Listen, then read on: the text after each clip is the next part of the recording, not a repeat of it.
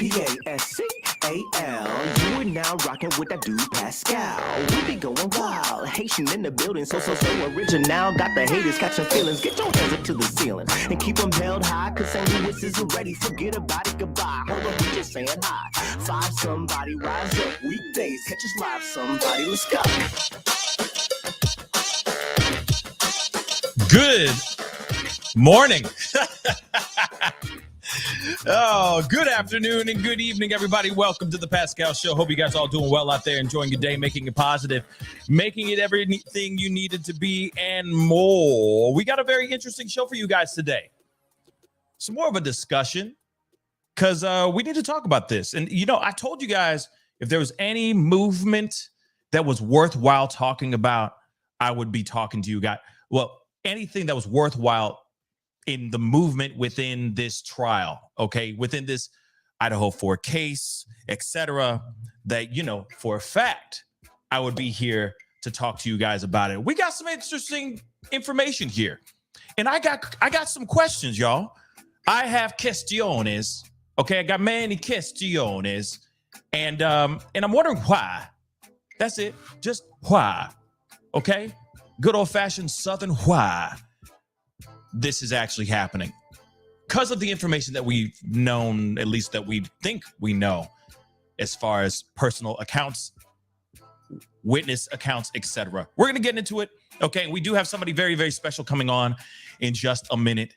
We got Sleuthy Goosey joining us for the show today for this discussion. She'll be hopping on in just a minute. We're getting started because I don't like starting too late, okay? But she'll be on in just a little bit. And because she's the one who actually really did put out this information. And of course, everybody's been going crazy, going like crazy right now, all over the internet streets talking about this topic. And I wanted to bring the source. I wanted to bring the person who actually broke the information to get her personal opinion about this and have a discussion with you guys about all this as well. So we're going to get into some things, guys. We're going to get into some things in just a minute. Hopefully you guys are all doing well as you guys are filing in. But do me a favor, okay? Because this is some big story. This is big, in my personal opinion. This is kind of big deals. Big deals, in my personal opinion. Because it just brings up so many questions. And I'll be asking you soon. So please do me a favor, some housekeeping, you know, whatnot, okay? Please hit that like button down below. I repeat, hit that like button down below. Send it past 300 likes as you guys start to file in. That would really mean the world to me. And for those of y'all who have not done this yet, please hit that subscribe button, okay? I talk about everything on this channel. I don't only talk about Idaho 4. I talk about a lot of stuff on this channel. So if you like variety, you like a little bit of other stories other than just Idaho 4, by all means, hop over, hit that subscribe button down underneath this video down below. That would really mean a lot. Also, for those of y'all who have already subscribed, hit that notification bell, hit it to all, okay? Switch it to all so that you know whenever I go live, whenever I upload, because it'd be random, okay? So that would really, really mean a lot as well. And of course, you know, hit that join button if you want to support the channel. You know what I mean? That would mean a lot as well, okay? So anyway, we got to get into some things, okay? We got some conversations to get into, and it's great to see all you guys on this fine, beautiful Sunday. I don't know about you guys, but I had an amazing morning run, meaning I ran outside, not like I went to the bathroom and, you know, sploosh. But still, great morning run. It was gnarly, but it was amazing. And I'm happy, you know, feels good to be outside in this wonderful, beautiful weather. And I'm feeling good. So I'm hoping you guys are feeling good on this Sunday or this Monday, depending on where you're watching the show, because I know you guys are watching from all over the world, okay? But nonetheless, we got to get into this, okay? And of course, this is coming from Sleuthy Goosey, okay? And actually, real quick, Zozo Bob, just so you guys know that this is live, this is not pre-recorded. Zozo Bob just said, no bad weather. It was windy as hell. So it was a really tough run, but it was a nice run nonetheless. You know what I'm saying? Okay. So, yay, accomplished big goal today, which I'm pat myself on the back. Very, very proud of myself. Okay. I just had to share it with you guys because y'all are family and I feel good about it. So, you please, before we get into everything, or as we get into everything, tell me something positive that you guys did today. Tell me something good. Okay. On this beautiful Sunday.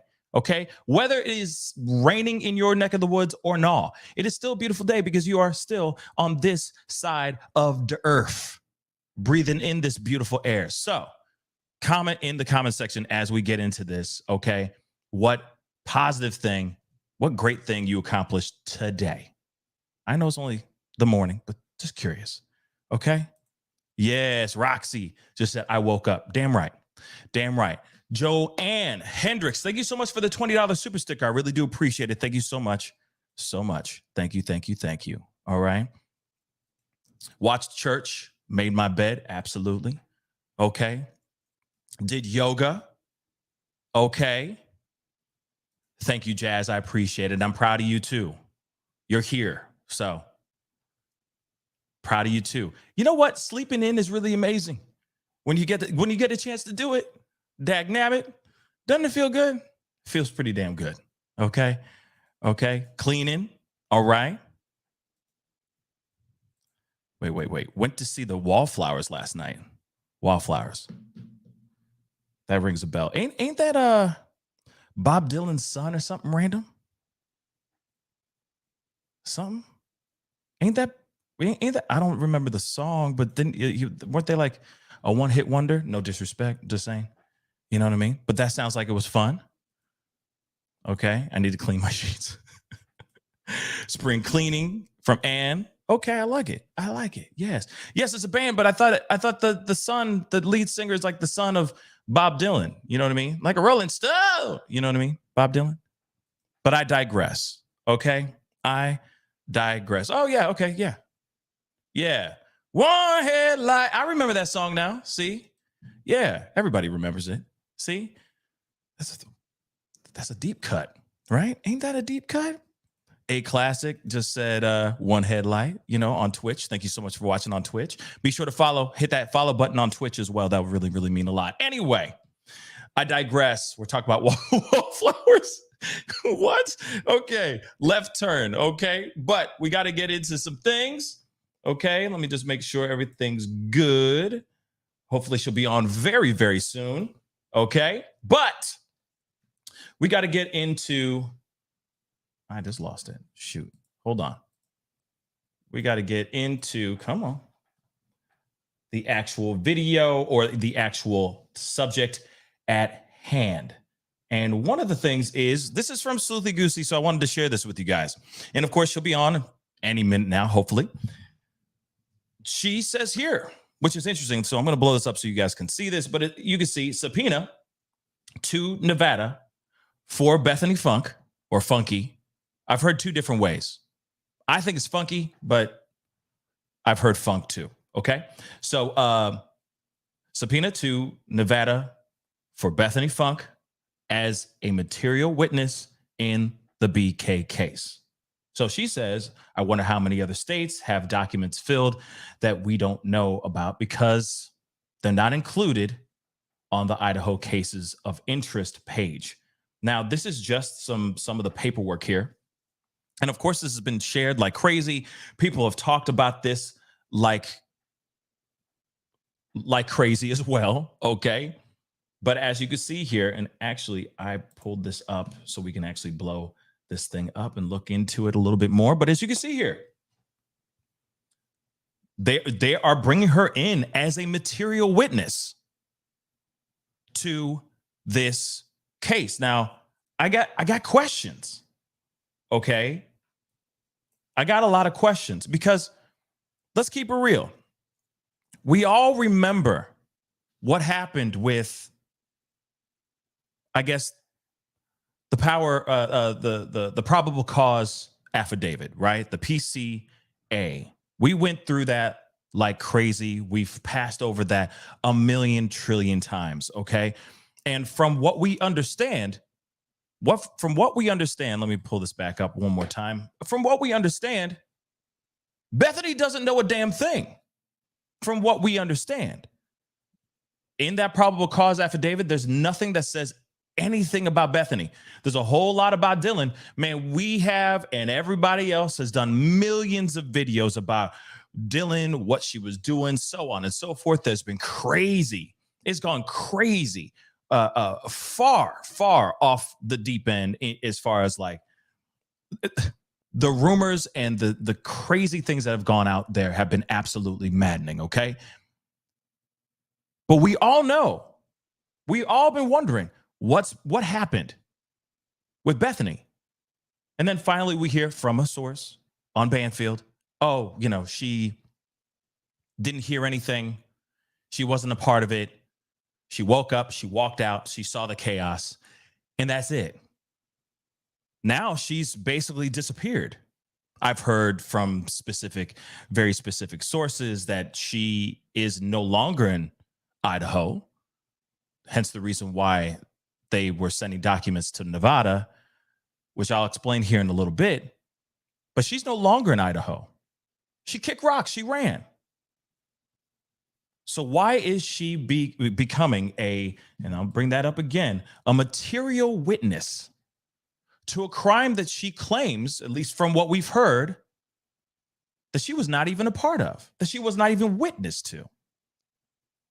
So I'm very curious about what they're trying to do here and why they're trying to bring her in.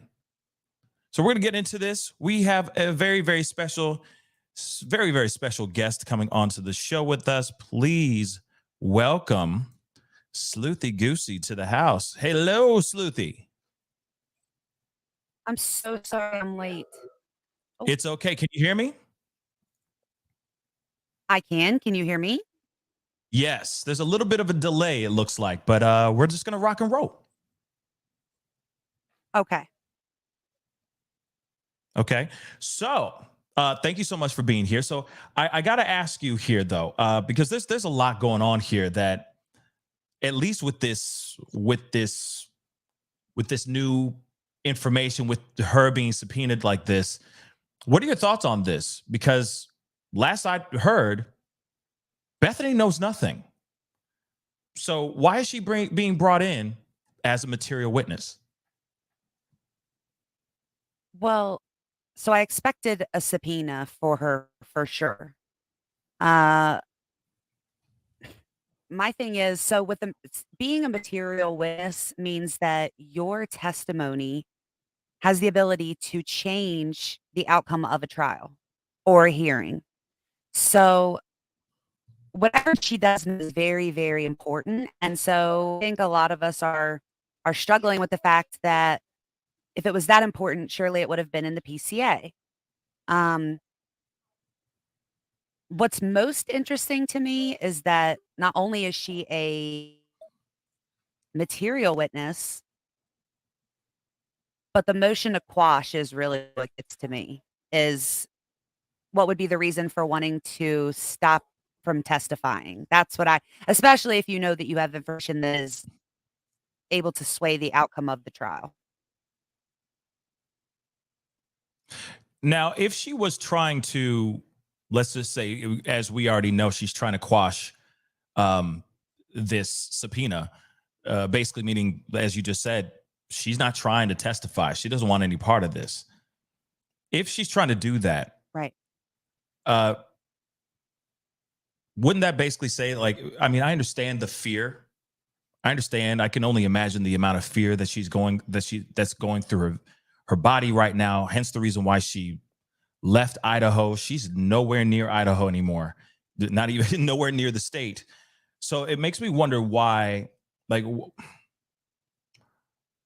what does the defense or prosecution feel that they have that they need her for?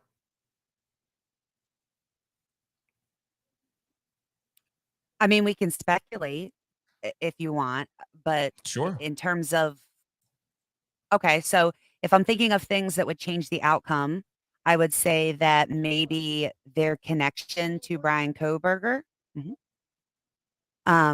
or maybe she did see something or something that we don't know about, that I think we forget we don't know about, is that we don't know who all was present in the house, like, when the kids got home, when this all happened. Like, there could have been people that didn't live there that were inside the house.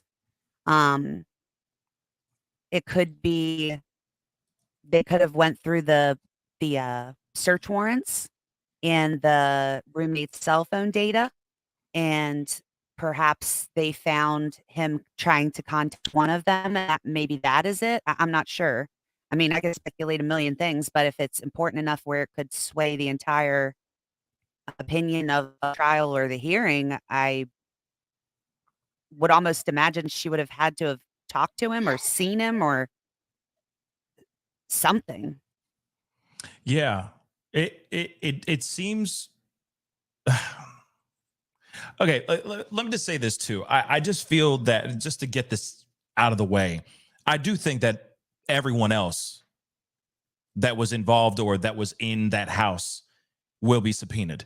If Dylan doesn't get subpoenaed, for example, that would be mind blowing to me. That would not make any sense, because from probable cause affidavit, from all the information that we've received from sources and all that, they have all basically have said that she was somebody who saw a shadowy figure, bushy eyebrows, so on and so forth. So if she doesn't get subpoenaed, that would be mind blowing. Now, Bethany being subpoenaed, it's I don't know. I mean, of course, you can go into speculation land of maybe that there was some sort of correspondence with BK from Bethany, but then again, maybe not. Maybe Bethany did see more than what the probable cause even says. Even we've already heard that the probable cause has said, or we already have heard that there is stories out here saying even the probable cause, like the reports in the probable cause, aren't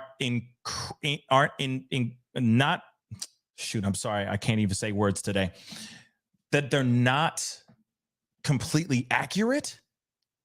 So, but why would they just leave out an entire person's account in the probable cause affidavit? Do you see what I'm saying? Yeah, and so the reason they would do that is if they didn't necessarily need it to establish probable cause to arrest him, right?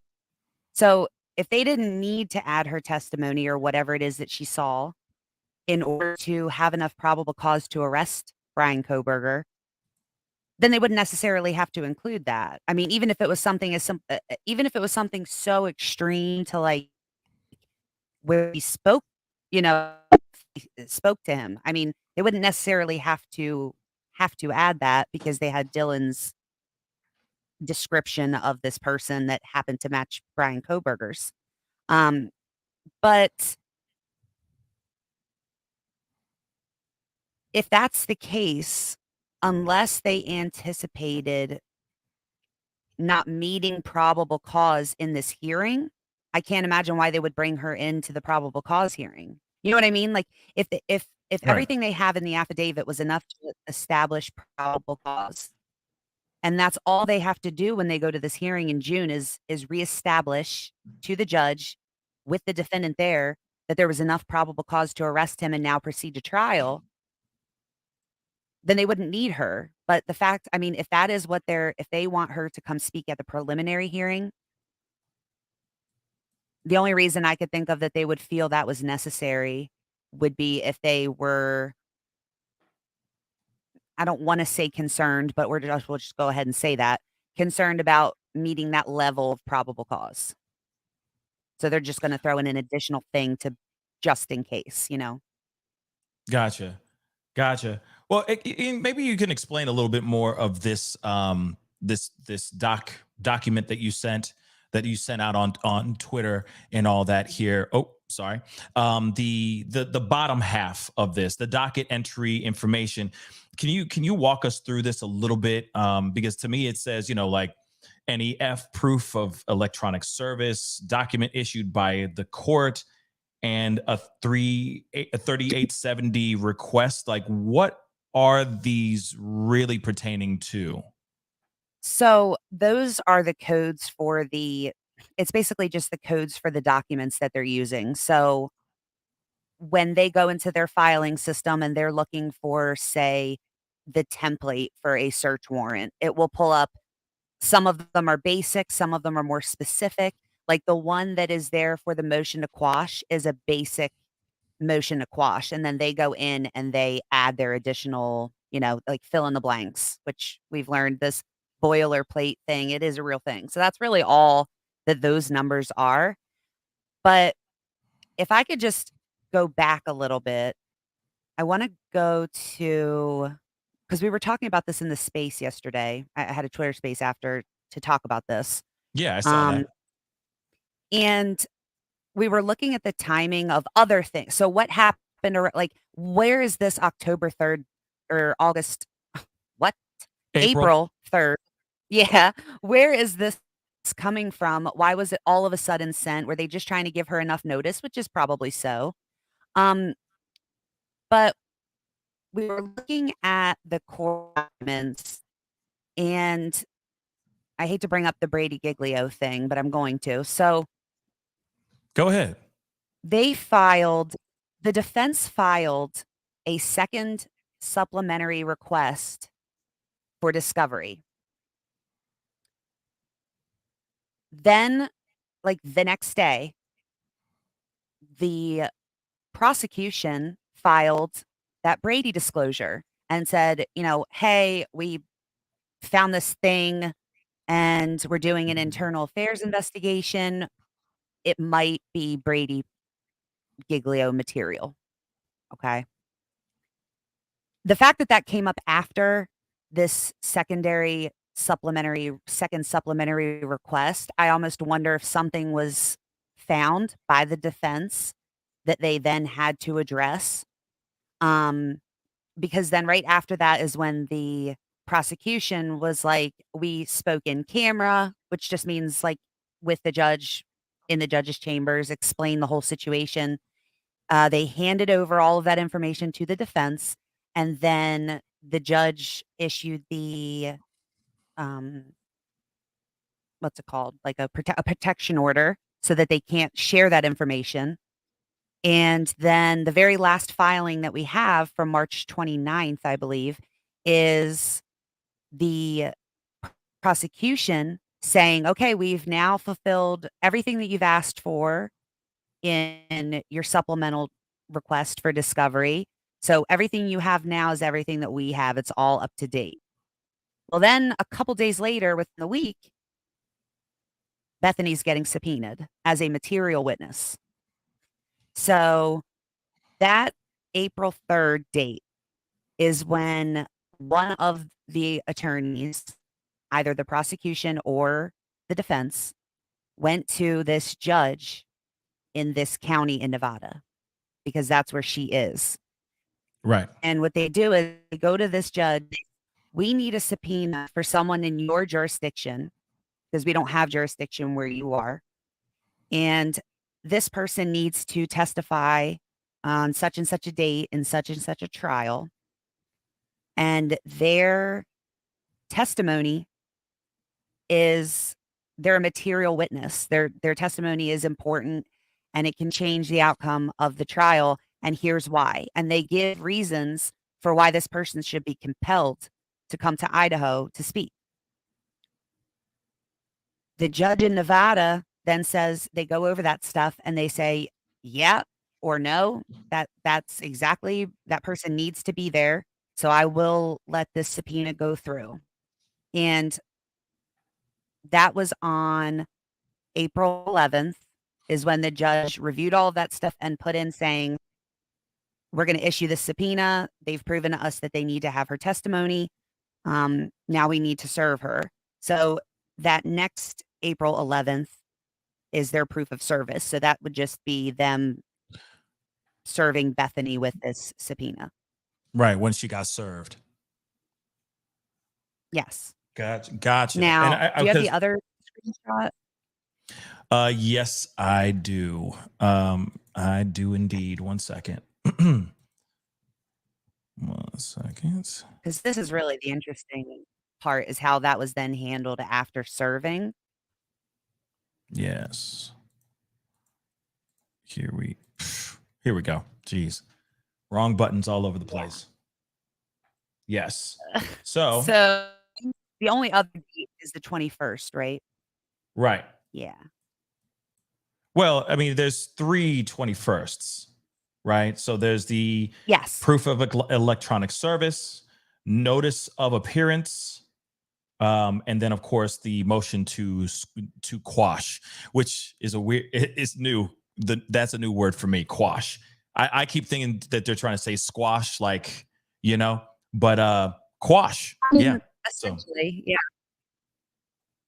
So what they did was they added another attorney. So the one that was in the previous screenshot that had been a part of this from the time that it was filed is the lead public defender in that area.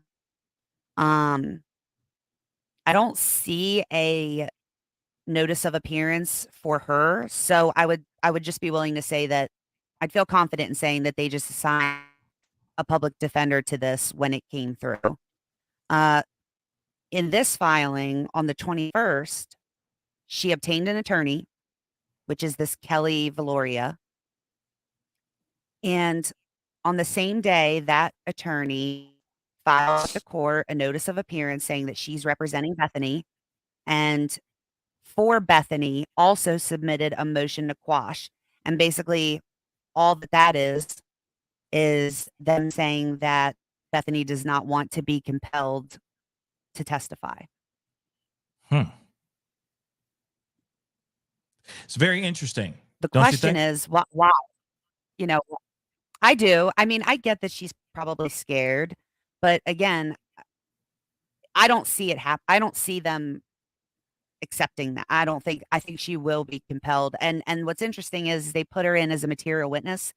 And because of that, part of being a material witness, she can be detained in order to make sure that she is there to testify. Make sure she That's how doesn't serious run. it is. So, like, to make sure she doesn't run. Yes. Now, one thing though, Make sure she I doesn't have run. right, and now there's The another delay. question I do have. I know, yeah, this delay. So another question I have, really, really quick, before we continue on, and that I think that's one thing that a lot of people are wondering as far as court stuff goes. And I know you're not a lawyer, but maybe you know this because I'm not a lawyer. So when it comes to bringing in like Bethany as a material witness, is she being subpoenaed by prosecution, by defense, or is it just the trial subpoenaing her? It has to be one. I mean, it has to be one of the attorneys.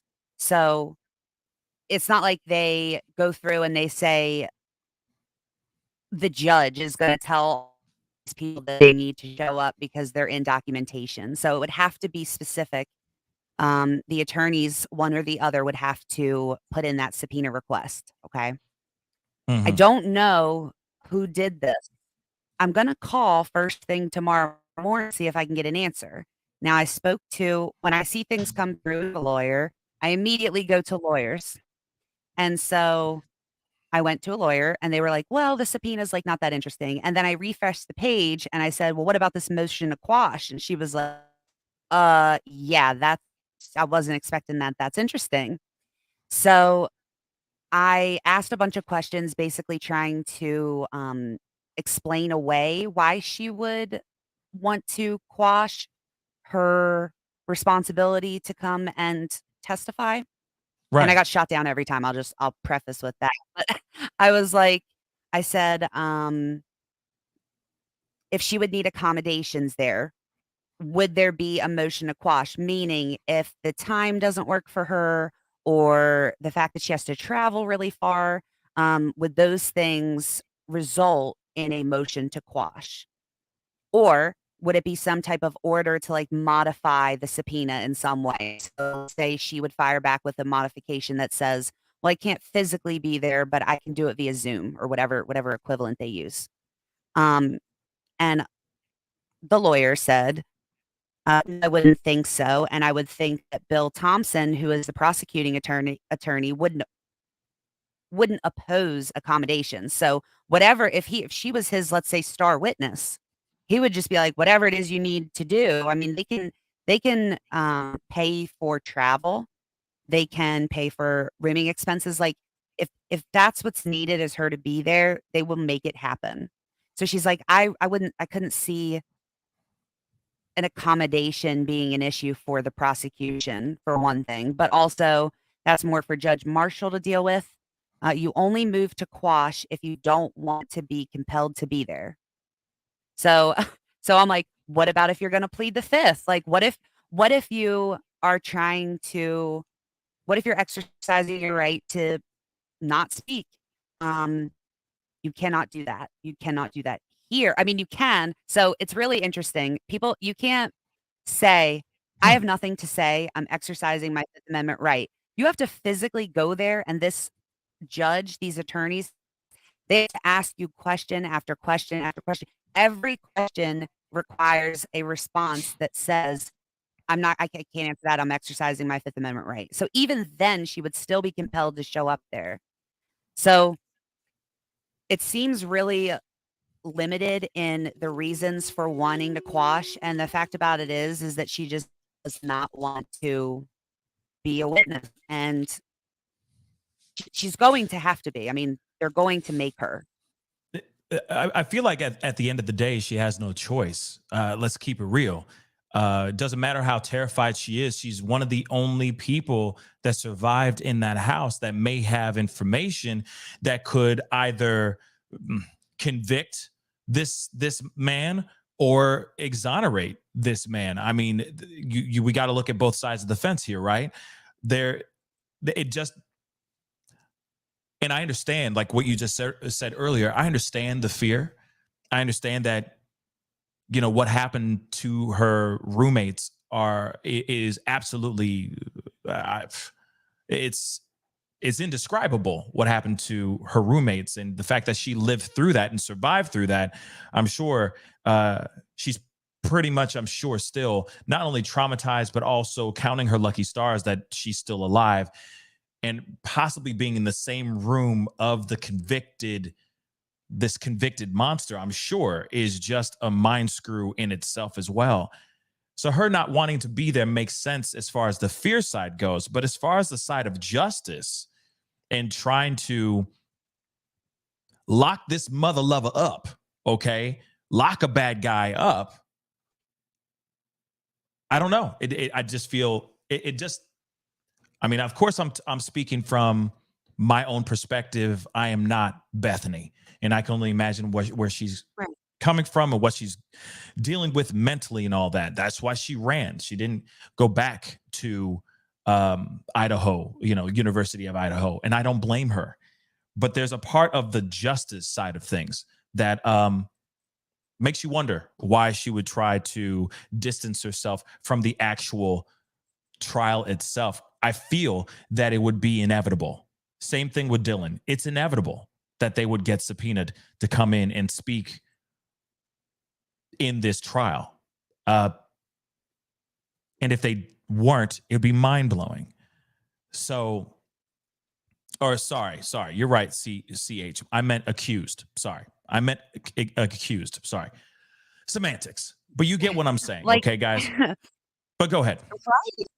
Like if you're weighing the risks, and like, so you're sitting here and you're like, okay, on one hand, I'm extremely terrified. I don't want to relive this. I don't want to bring it back up. I don't want to be involved. I understand that. But on the other hand, you're terrified of what? Right? So what are you terrified of? You're terrified of being physically harmed. You're terrified of reliving the whole scenario. Yeah. And the fact of the matter is that if you don't testify, either someone who did do it could potentially get off and you're not safe. Or if you don't testify, the person that didn't do it, they might find a different way. Like, my whole thing is I wanna be involved because I wanna make sure that the person that did this is the one that is in jail forever, and I Mhm. don't have to worry about because no matter what, like, it has to be the right person. That is the justice, right? It has to be the right person, otherwise people still are not safe, um, and the victims still don't get justice. So I feel like she would have known as soon as police arrived on scene what it was hitting for. Like, she knew she was gonna have to show up in court, you know? I would Yeah. think that they'd be preparing her for this entire time, you know? Right. I feel that they would have been. I feel like anybody who's involved with this, her parents, whatever, anyone who's around her, who's in that wax legal or is her bloodline. I'm sure they were sitting there going, "Now, Yeah. sweetheart, you know you're going to be going into this. You know they're going to be asking you to come in and talk about this stuff. So we need to mentally prepare you for that. Yes, it's traumatizing. I'm sure you're scared out of your wits right now, but at the same time, these are the facts. This is the reality that we have to live in. And they have an accused man that could very well be the person that did this terrible thing. And you might have the key to getting him locked up for life or facing a firing squad. So Mhm. you need to speak up. And I'm seeing some other people in the chat basically saying like, yeah, this, she's alive for a reason. Same thing with Dylan. They're there to live to tell Right. the tale. They're there to live to tell the tale. So I would say speak up, because it could either vindicate this man or it could convict this man. It is that razor sharp with their own personal testimonies. But you were going to say something, Sylvie. I absolutely agree, and I think building her up as kind of the, you did survive for a reason, like, you can get justice for your friends, you know what I mean? And it might seem very, like a lot of pressure, but at the same time, your story is your story. You only know what you know.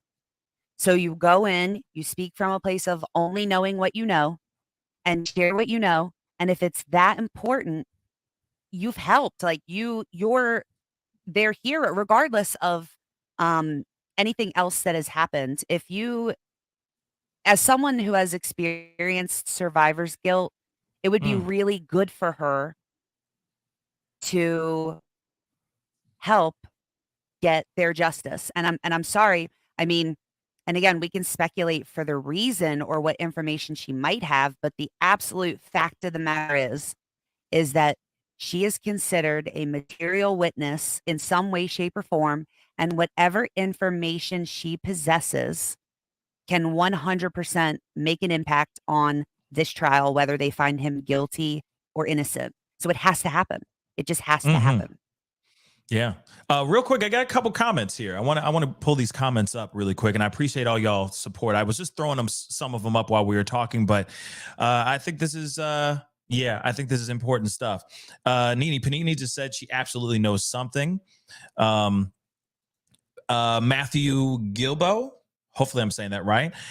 If she don't want to show up and testify in any way and quash it, I say she knows something. Otherwise, it wouldn't be an issue. I agree with that. Like, I feel that there's I do too. something else. Yeah. Okay. So you agree, Sleuthy. Let's talk about that. Let's expand on that really quick. So the thing is yeah. I mean, and of course, we're going into speculation land. A full warning. So, y'all sensitive mother lovers out there, chill. Speculation world right now. If she does know something, I can see why she wouldn't go up to the stand. But if she don't know nothing and all she knows is maybe she heard a few noises here and there and she's just lucky to be alive, I feel like she'd be more than happy to run up to that stand and say, this is what I heard. This is what I was witness to. I didn't see nothing. I did not partake or was party to anything else. Thank you so much. Now can I walk off the stand? You see what I'm saying? What are your thoughts on this? Sleuthy? So that was me too. I thought, well, if she's going to get herself into trouble in some way, I could imagine that she wouldn't want to go and testify. So that brought me to my question about pleading the fifth, right? The problem with that is when you invoke your Fifth Amendment right, those are question specific. So you can't just do a blanket, like, send an email and say, I invoke my Fifth Amendment rights. I can't literally say anything. The only time that you can use it is when the answer to whatever question it is that you're being asked has the potential to incriminate you. Now, there are different things they could do. So one, for instance, it would depend on how pertinent the information that she has is and how badly the prosecution would want her to say it out loud in front of a jury. One of their options could be to offer her immunity for whatever it is that would get her into trouble if she were to answer the question. The other option would simply be to ask the question. They have to ask it out loud so that the jury or the court reporter, the other attorney, the judge, everybody can hear the question and the fact that she's saying that she can't answer it. Because when they're questioning witnesses, the order of their questions and the order of their witnesses is it's specific because they have to lead into each other. So they couldn't skip her altogether and not ask the questions to move on to the next witness. But she, again, would still physically have to be there to invoke her Fifth Amendment. I don't think that's it. And even so, like I said, this motion to quash, she's not going to get it. You can't, they won't accept that just because you're scared or because you don't want to incriminate yourself. The circumstances would be so limited. I see any reason why they would possibly give her that. Yeah, it just either there's something that they're not telling us, but that's the thing. And this is my whole gripe. Okay, real quick, guys. I do have a poll. I just put up a poll on the family chat on YouTube. If you're watching on YouTube, and if you're watching anywhere else, by all means, go over to YouTube. On the poll, I just put up a poll saying, do you think Bethany knows more? And I just said she most definitely knows more, or she knows nothing and is scared. That's all I have. Okay. So those are the two choices. By all means, go vote. It really mean a lot. Okay. And if you're cool with this, Sleuthy, I will be opening up not the phone lines, but the video chat lines for just a brief moment for a flash speak on it segment. If you got time, Sleuthy. Yeah, we're fine. Okay, cool. Now, the thing is it does seem a bit fishy. And I get it, why everybody's looking at this and we're all putting in our 2 cents thinking about this whole thing.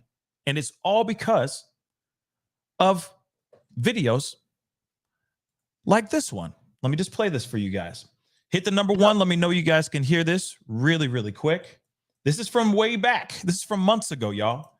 But we need to revisit it one more again. Trip down memory lane, shall we? Let's go. A source close to the victims' families has told me that... Oop. Hold up. Sorry, y'all. Let's try that again. Un momento, por favor. Bethany never, ever emerged from the basement Come on.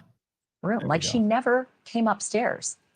She left the home and was outside in the chaos in the front of the house, but never did go to that second floor, never did see the carnage. She wasn't part of the discovery of the bodies. She was the only one living in the basement at that point. Dylan, the other surviving roommate, you well know now, was on the second floor, had the room across from the kitchen, opened the door, peeked out and saw who she says looked like Bryan Kohberger with the bushy eyebrows, saw that male all clad in black with a black mask walking out. Thank you for... Okay, so let me repeat that one more again, because it was a little choppy in the beginning. but I want you guys to hear this clean, okay? And we all talked about this. I did a video about this. We did a live. We talked about this. We waxed Bethany. That makes no sense. But you know what I'm saying, okay? We sat there and we were wondering what's going on with this whole situation, and the fact that from a source, Banfield says she was nowhere near any of this stuff. She was downstairs and she has nothing to do with this. Why wouldn't we hear more? You see what I'm saying? Why wouldn't we hear, oh no, she heard this, and this. She saw him. Yes, it was a lanky dude with bushy eyebrows wearing all black. I mean, I feel like we would have known more, guys. We would have heard so much more. And we've heard nothing from this girl. And I keep wondering why. Is this fully the truth? Is the source that we're getting here telling us the truth or no? I'm going to play it one more time because it's very, very short. I'm going to play the first few seconds of the beginning. Take a listen one more again. This is old, but this is true. This is what we've known so far. A source close to the victims' families has told me that Bethany never, ever emerged from the basement room. Like, she never came upstairs. She left the home and was outside in the chaos in the front of the house, but never did go to that second floor, never did see the carnage. Okay, you heard it. We hear it. We're consuming it with our ears and we're seeing it with our eyeballs. And this is just from Banfield. I'm not throwing any shade on Banfield, okay? I'm not, okay? But we're hearing it from them, from this source, from her mouth to our ears, right? So now we hear that information and we're going, hey, okay, so she's getting subpoenaed. And now she's going, hey, no. Nah, I don't want to go. I don't want to be there. Is this absolute straight fear? Or is it because she knows more and she's scared to speak out? We didn't hear anything from, as far as other accounts, the probable cause affidavit, which obviously was not everything, but at the same time, why would they leave everything that Dylan said and nothing of what Bethany said? That doesn't make any sense, guys. What are your thoughts on this, Sleuthy? Oh, I was sitting here. I was hopeful that you would bring up this clip because this is my entire frustration with these anonymous sources and the fact that something needs to be reported on. This is making me crazy because, listen, when this came out, a lot of people, their first thought was, wait a minute, why would she never leave her? Like, what would be the reason for not leaving your room and going upstairs unless you knew that there was what Banfield calls carnage upstairs, right? Same thing. And I'm not saying nothing about Jack. I'm just saying that was also why my first thought when I found out that they, rapid called him one after the other. I was like, did he try to call back in the morning when he woke up? Or did he text when he couldn't get a hold of them? Did he go over and maybe did he show up there and walk in on all of that? But my point is this from a source close to the families that is put out here like this. I don't think it was true. And I don't know if it was the source. I'm less inclined to say that it was the source and more inclined to say that I've had people bring me information that was then reported on that I couldn't verify or that person couldn't verify. And so I never opened my mouth about it.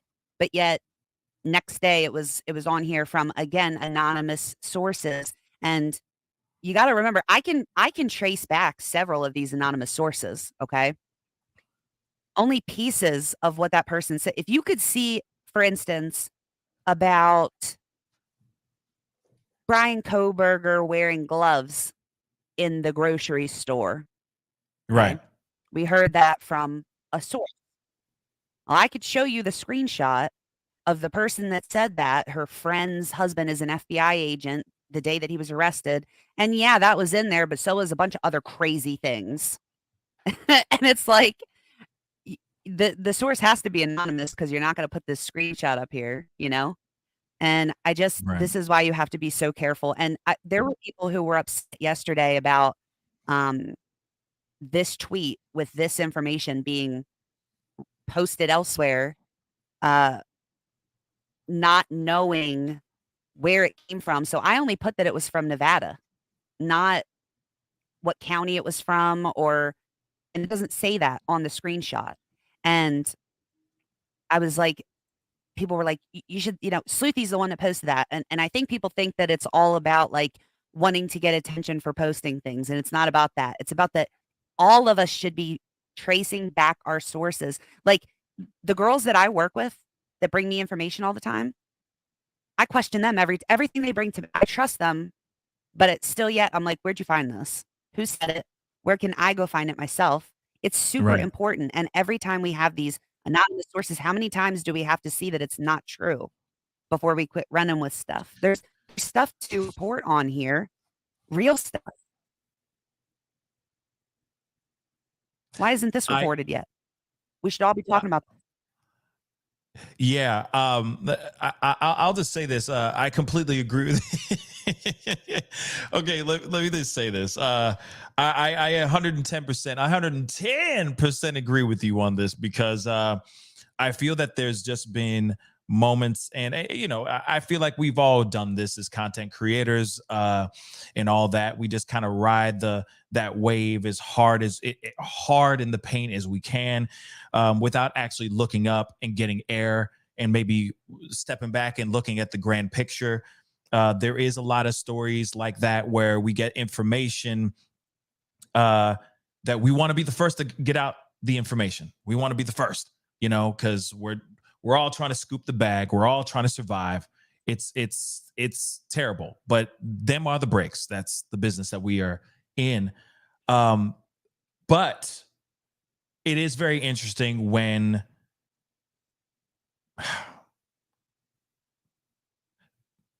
I've talked about this a million times on my show. I'm just going to say this. I've said it a million times on my show.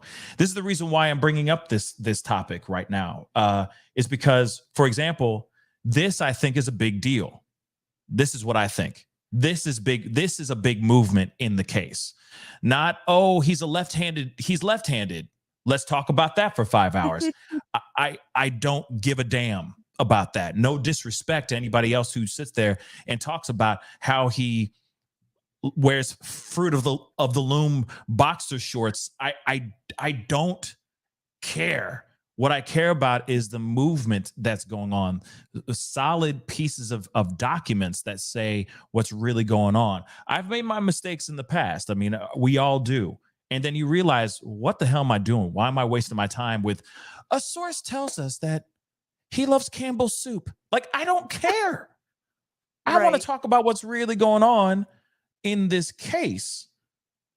But I noticed that, a lot of times it'll be like, we see that it's getting views, so let's just talk about this a million times over until the wheels fall off this mother love and everyone gets tired of it. That's why on my channel, I'm like, you know what? I'm going to talk about it when there's something to talk about. But if he's allergic to peanuts, I'm not going to talk about that because that doesn't matter to the actual case at hand. You see what I'm saying? So, So when it comes to these things, like this piece of information, and we hear these sources that are out here that we've heard from months ago, and now everything's kind of coming back in full circle. It's like, wait a second, were they just creating that for the sake of sounding, of just creating content so that they can get some clicks? Or were they really getting that from a reliable source that's telling you that Bethany knew nothing and that she woke up, heard about some bad things that happened, walked out of the house, looked outside, was watching everything unfold after she woke up from a night of kicking it or a night of partying. You know what I mean? It's frustrating to see that sources that we're hearing or that we've been relying on from credible news sources may be complete BS. That's frustrating. It is. And all, and it's a lot of things, including evidence so for example, one of the exclusive reports from a anonymous source, which again I really don't like, because I don't like when I can't gauge the reputation of this person giving you this information, and I don't know if you verified it, you know what I mean? Mm-hmm. So one of the things was that Ethan was found in the doorway of Xana's room. And that this is evidence that will come out in trial, and so everybody, of course, can't let it go, because they think that this came from most of them are all law enforcement sources, supposedly. And so, but then I look back through my stuff and I'm like, well, I have Ethan's brother before the PCA or anything came out saying that he was in Xana's bed. So how good is this? I mean, are you asking the source, like, how they really know? And then the problem is nobody can remember. At this point in this case, I guarantee you that 95% of people that are involved can't even remember anymore where they heard such and such a thing, right? So Yeah. they think that there's, for example, this is really simple, the car pinging in the area in the neighborhood when the murders happened. That's not real. That doesn't exist. So a contributor or a reporter can get on and say, it's really damning that his cell phone was pinging in the area. But then you go to the documents and you're like, wait a second, his phone was entirely shut off. So is it or isn't it? Or for example, this newest report of did you hear about the neighbor, like one of the neighbor friends who someone broke into her house and she asked Bryan Kohberger to set up the security equipment? Have you seen that? Sorry. Say that one more time. What did you say that again? They said they had a source. This is the newest breaking report, was that a girl had her apartment broken into and said to Bryan Kohberger, I have my apartment broken into. Can you help me set up a security camera? Right. So then he goes and supposedly sets up the security camera to help her. And authorities, this is per an anonymous source, are suspicious that he's the one that broke into the house in order to have her come ask him to set up security footage so that he could watch her. Okay. I heard that through And I immediately thought, go ahead. I'm sorry. I was like, I thought he was like an incel, like hiding in the closet, had no friends, was super weird. But you're telling me that this girl, whoever this is, felt comfortable enough to come to him and say, somebody broke into my house. Can you please come in and set up this security footage? Like, it's either one way or the other. He either has no friends and he's a loner and he's weird and girls make fun of him, or they trust him enough to tell him that someone broke into their house and can you please set up security footage? Like, it's just literally out of control. It's one or the other, right? It's one or the other. I've heard, I saw something about that, but I paid no mind to it because I felt like unless it was an actual fact, I kind of said, it's for the birds. Like I literally just shut my brain off of it because I was like, you know what? What does this have to do with the actual trial? Now, if it's hard evidence and this girl steps out and says, yes, he did this, blah, blah, blah. Here's an exclusive interview and he did all this stuff, caught red-handed doing all this stuff, then sure, we talk about it for sure because it shows that he's manipulative, maniacal, was planning things, had an obsession with someone, and was trying to, by any means necessary, get in there, okay, for lack of a better term. So that would show some things. But if it's all just hearsay, if it's all just a source says, to me, I'm like, it's for the birds. I need it. I want to see, show me the Carfax. Yeah. It's like, and that's the way that I am usually too. And it's like, This has gotten so out of control. Like I can't even my my issue is I mean, I obviously have very many. But I just like none of these have ended up being right. And I guess what I don't understand is how nobody can understand how things like this could poison a jury pool. Like I get it. I get that they could probably find people who never heard about this case or like whatever. My point is, why go and keep pushing this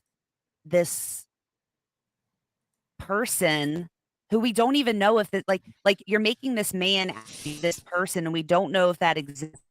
And because this is such an emotional case, it's terrible to think that someone can walk into a place where you are supposed to be safe, your house in your bed.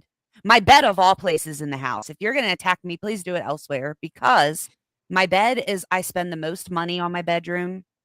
It is my safe place to go when I'm finished work and my son's asleep. So to think that someone would violate someone's privacy that way, it's very emotional. And the problem is that then we have this person who was arrested who that's all we see of him now is this monster, right? He's this monster that did this to these kids. And then we have the media piling it on, piling it on, piling it on. We don't know any different. We only know what they're telling us. And so my concern with that is we're making this person out to be something they may not be, right? He may not be. I want to make sure whoever killed them is the one that is in jail for the rest of their lives, not because nobody likes, whoever it is that's on trial and thinks he's creepy. I want it to be the Agreed. person that actually harmed them because I don't want somebody else to harm somebody else. I'm with you 100%. So I would like to get on with Banfield and just ask her what the facts of the case are. Like nothing that came from your sources or the Facebook group or Reddit or whatever. Like, do you know what the actual facts of the case are? Do you know what warrants were pulled for Bryan Kohberger? Do you know what dates they were looking at when they did it? Most of us have lost that. We've lost it. Because all this other shit is like more interesting. It's drama. Yeah, I mean, we went from man, people transitioning to, I mean, it's been the amount of ridiculousness that's been going on with this particular case is the reason why I stepped away and said, you know what, I need to go this way. I'm going this way for a little bit because until they actually have something solid, or if it's on paperwork, like on paper, there's no point in sitting there going, oh my God, it gets, things get cloudy, and then you forget the actual bullets and the important moments and the important pieces of a particular trial or case, because next thing you know is it's getting all blurry. It becomes all this gray instead of this black and white, which it should be black and white. Like these are the things that happened in this event that we know of. Here's the evidence. Here's the person. And that's it. And we only got what? If everything goes according to plan, we got what? 2 more months? Wait. Yeah. 2 more months. Just about. Till June 26th, unless they push it when they have their preliminary hearing. We just got 2 more months and then we'll get to the thing. But I feel that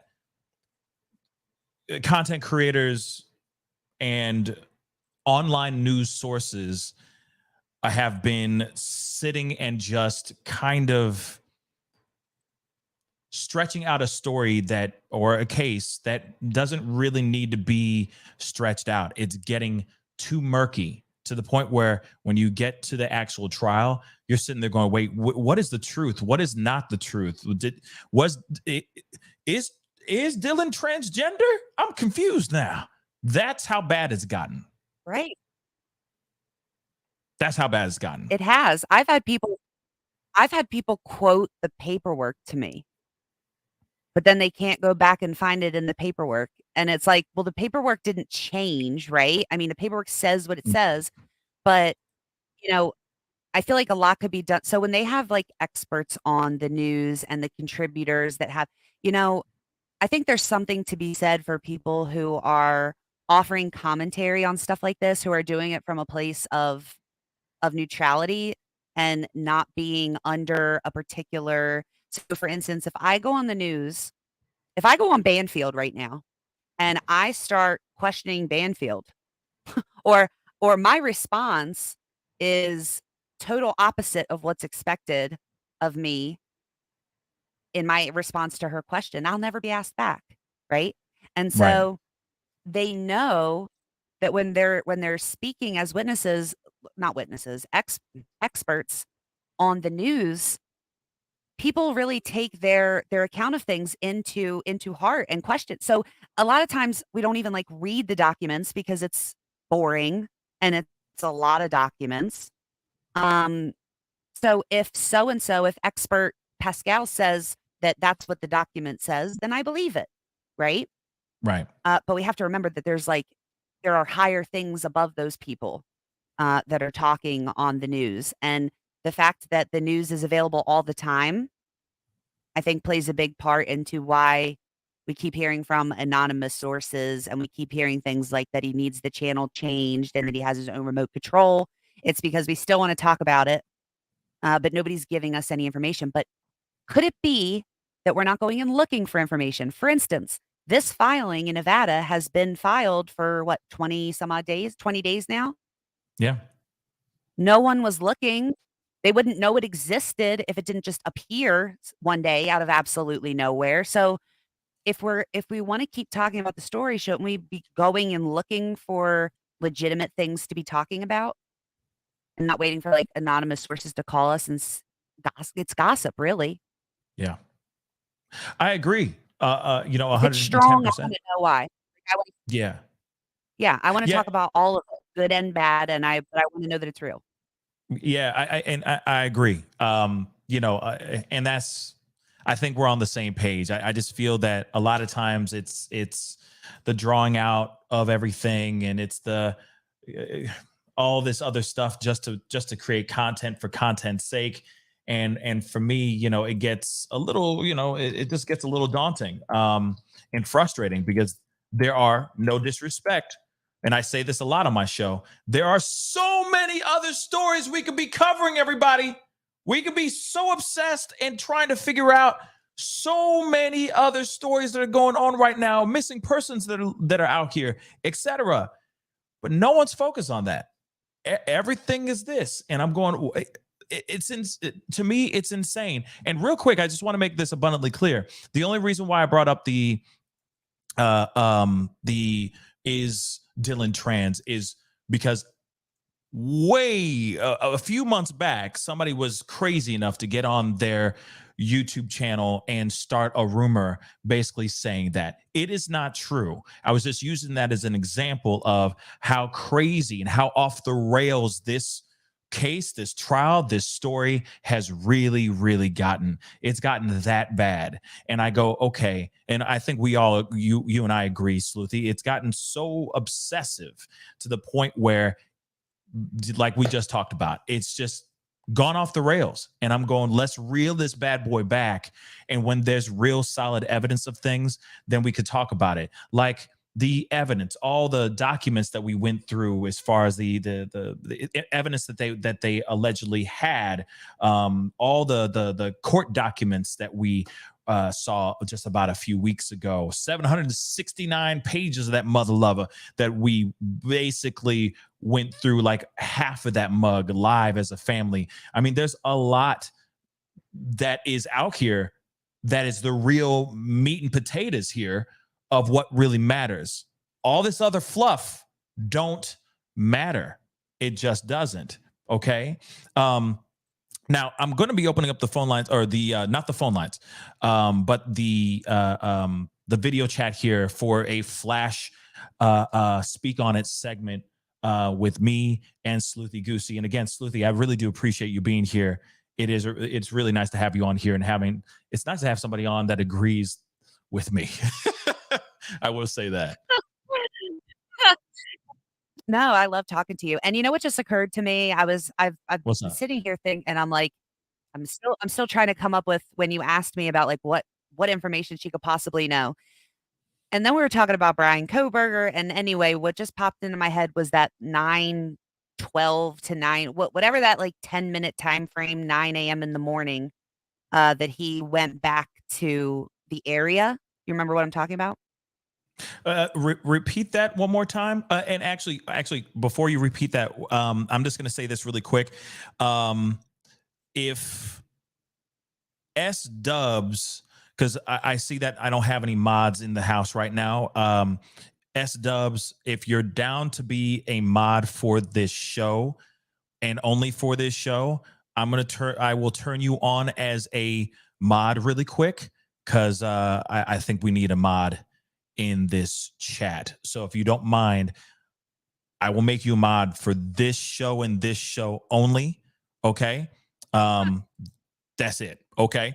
Just want to make that abundantly clear so no one gets upset, no one gets angry, because I know people get sensitive about that stuff. So I'm only making you a mod again for this show and this show only, but I appreciate the support and you being a mod. Hold on. Sorry. That's okay. Oh, wait. I'm sorry. There we go. I agree Just with a Heather. I think regular you mod. probably need a little. You need more than one, don't you? I need, who said what? Say again? Do you need more than one? We'll see how it goes for this one for now. We just need one Okay. person to monitor some things. Okay. But you were saying, repeat that again, Sleuthy. I'm sorry. So the morning that they were, so the morning of the 13th, Mhm. we have in the affidavit that he pinged in that area, the area of the King Road residence, for like 10 minutes, right?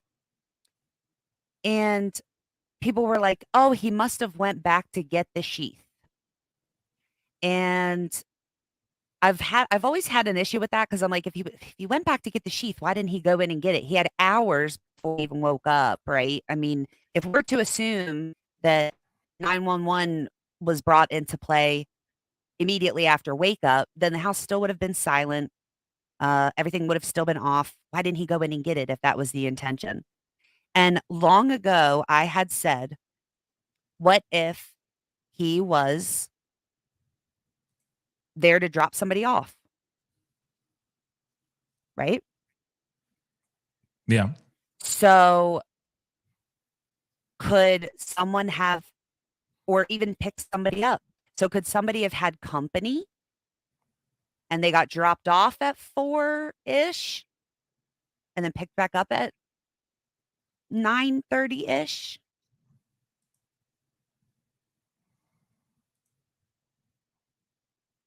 You get where I'm going? Yeah. Yeah. Continue. I'm just saying, like, so for example, I could throw two things out there, because again, we don't know how Bryan Kohberger is, and we don't know if any relationship he had with these people, or if they'd be willing to. I hear a lot of people say they would never talk to him. Well, we don't know that. So I think you and I were talking before about like their types or whatever, and everybody's got a type, and we just don't know. So I was thinking, if she had something that would be damning, Mhm. that would be required to be there, could it possibly be that either he was bringing someone else to the house and dropped them off to be, let's say, I'm just speculating, Bethany's company at 4 something, did something and then left, and then picked that person up in the morning? Or could he have gone and picked up Bethany and took her elsewhere and then came back at 9 something to drop her off? And this, again, I'm just speculating, but let's just say he brings her home at 9:30 in the morning. She walks in, Right. leaves the door wide open because she smells something, or you know what I mean? She could have been into, if we're talking about frozen shock, I'd imagine that I could see the frozen shock in that situation, right? Right. Maybe she walked in and realized what was happening. or smelled or something, left the door open, freaked out, passed out even maybe. But her window was at the front door, and they were checking it for prints and whatnot. They were. But it's entirely possible that whatever she has to say, maybe she noticed the white Hyundai Elantra driving back and forth from the front of the house. You know what I mean? It has to be something like, it has to be something very, you know what I mean? That's a very good point. I will point. No. And it's a good point. It's a good theory, because you got to remember, they all went out except Dylan and Bethany, if I'm correct, right? They stayed home, right? I'm even trying to remember that too. But go ahead. They went somewhere else. They were supposedly out separately and then arrived home separately. But then when the affidavit came out, we found out that Bethany was actually at the party with Xana and Ethan. Bethany was. Okay. Now, yeah, she went home with them, or did she go home with them, along with them, or did she get home early? Do we know that? It's interesting because there's 3 affidavits and only Payne's 2 affidavits say that Bethany also stated that Xana and Ethan arrived home about 1:45 in the morning. And people were like, well, how would she even know that if they were how would she know they were heading home at 1:45? Like, she was either in one place or the other place. So unless perhaps they were walking together, how would she know when they were heading home from the party?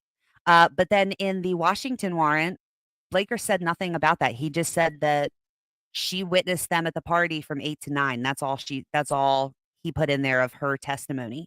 So I feel like they were all much more, she must have some other involvement. If you think about it, so you have this other roommate, she's a surviving roommate, and she says that she's the one that witnessed them there from 8 to 9. But we had all those weeks where the police were like, we need to know what happened after 9 o'clock. We have no idea, like, where Xana and Ethan went, what they were doing, who they were with. And so I found it odd that to find out that she's the one that saw them from 8 to 9. So I don't know. Maybe they all went somewhere else. Maybe they had company at the house. If you remember, Xana's dad in the very beginning, he had an interview and he said, I spoke to her at like almost midnight. She said she was at home with her boyfriend. Yeah. So, maybe they went to another party. I don't know. It's gotta be something. Maybe they met. I don't know. There's a lot that could have happened at that at the parties, that maybe, at the party that Bethany was at with Ethan and Xana.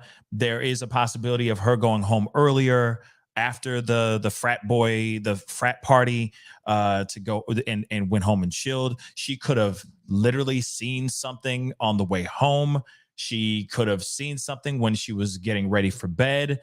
There's a lot of things that we can put into consideration as far as what she did or didn't see that could be crucial information that could connect or disconnect BK from this actual horror. You know what I mean? So yeah, I mean, you got a point there. There's many possibilities of this as well. I don't know. It is a very wild situation. I just wanted to show you guys this too real quick before we open up the video chat lines. And again, it's going to be a very short video chat speak on it segment, just so you guys know. But I wanted to show you guys this. This is from Jennifer Coffindaffer. She put this up yesterday as well. She says, my analysis of subpoena motion, Bethany Funke. She's under subpoena for the PH. She's objecting, contending. This isn't trial. It's a hearing. Okay. So probable cause, nothing more.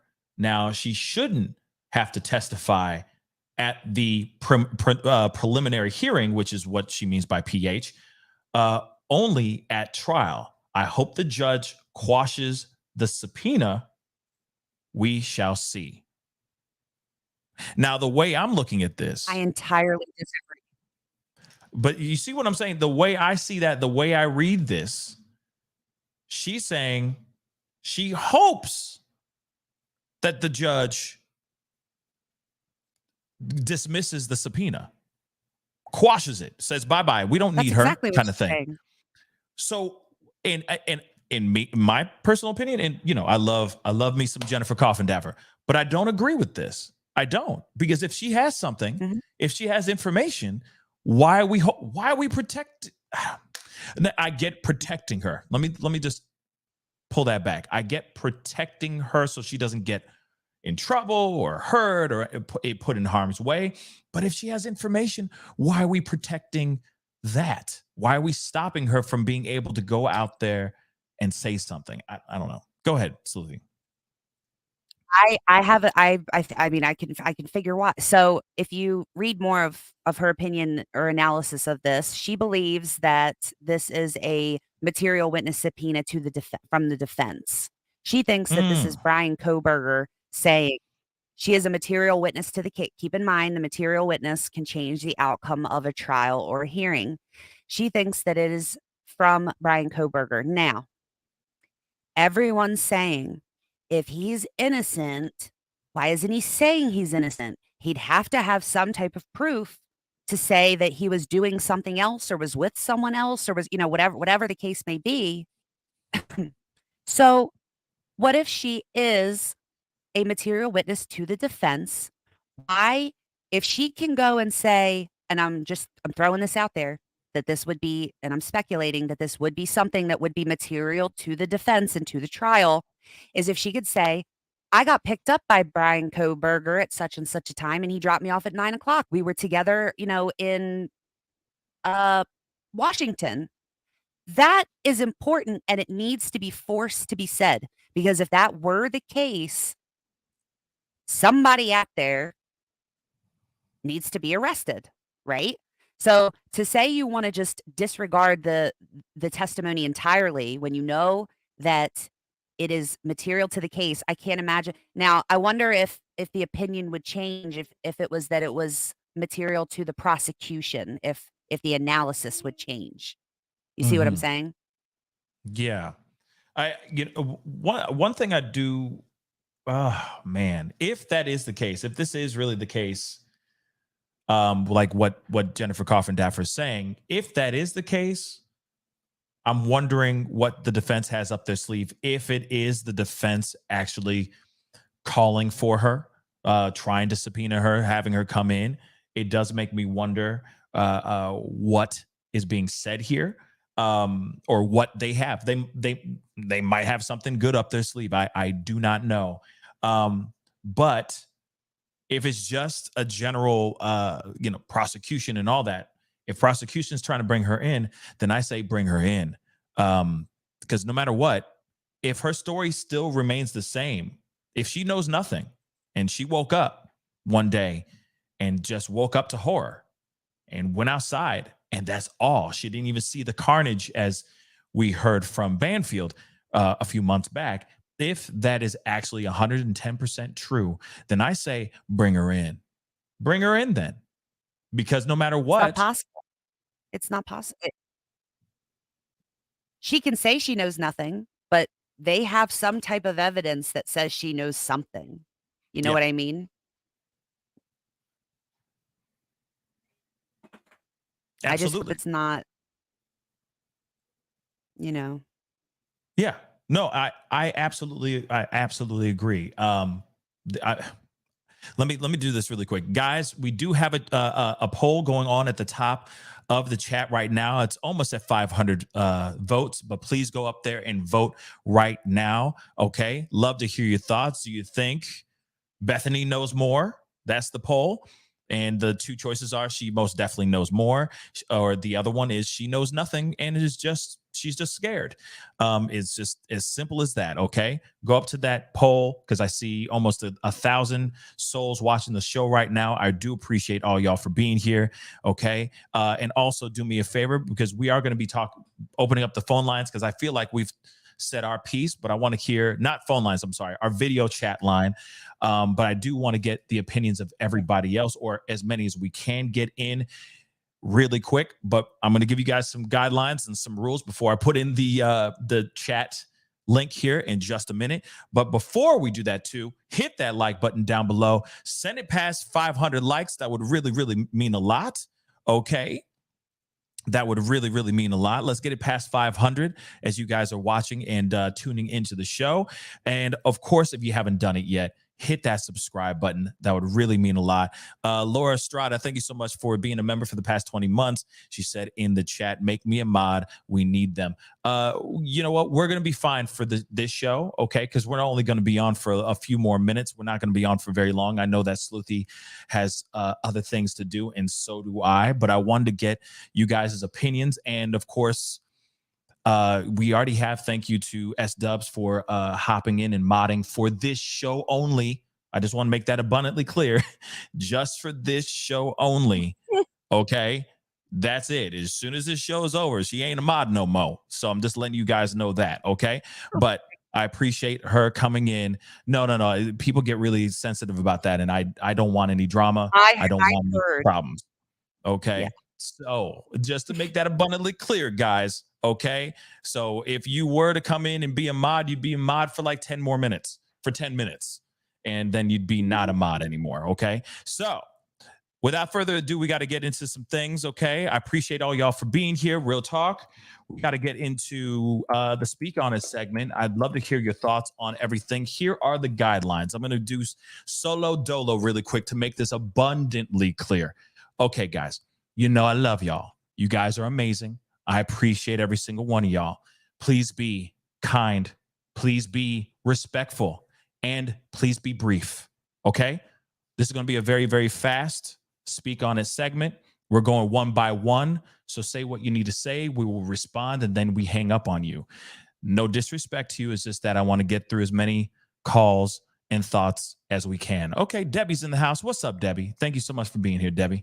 One of our other mods is in the house. So we got 2 mods in the chat, okay, guys? We Gucci, okay? So, as I said, be kind, be courteous, be professional, be mature, and be brief. We'll respond. We hang up. So, here is the link. The link is now in the chat. Hold on. You guys are going in quick. All right. I have just pinned it to the top of the chat. Again, be brief. Be brief. Be brief. Okay, guys. Love to hear your thoughts. It's time for the Speak On It segment. We're going to rock and roll. Okay. And we got Tyler in the house. Hello, Tyler. What's up, man? Hey. What's popping? What's on your mind? Speak on it. So, I'm one of the 80% who said I think she does know, or at least that I think she's aware of what she's doing, and or she knows more than she lets on, and she's trying to hide something. What that something is, I don't know for sure, but it's clear that I think she's that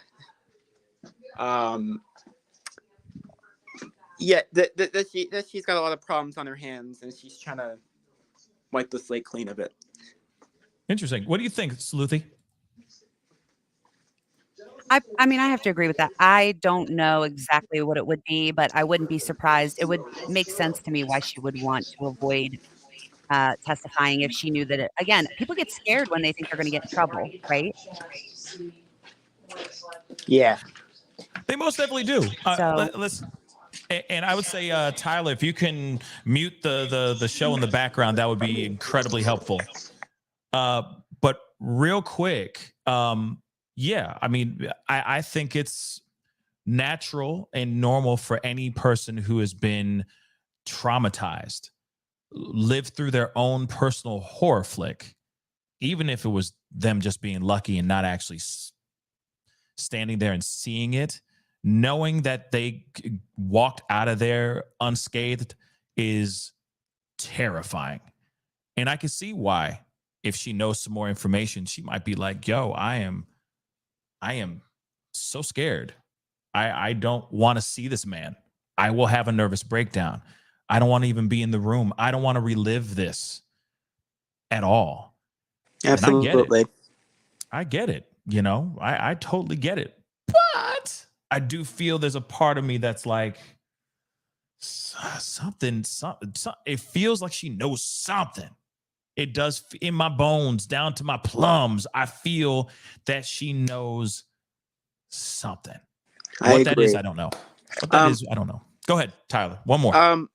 Well, I don't want to. I know you got a lot of people wanting to chat, so I don't want to be long. But I will say that I don't know. I guess I'm just a naturally inquisitive, suspicious kind of person. Like I don't take things at face value, and when it comes to people like her, I will. Sorry.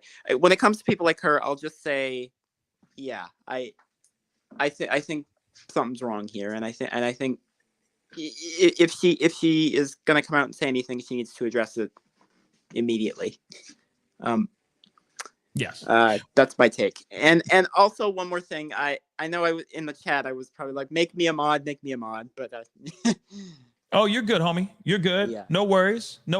I know there's a lot of love in the chat and all that, and maybe sometime in the near future, but I haven't changed anything when it comes to mods because of the amount of drama that comes from it. But That's I do fine. appreciate your enthusiasm, man. Okay.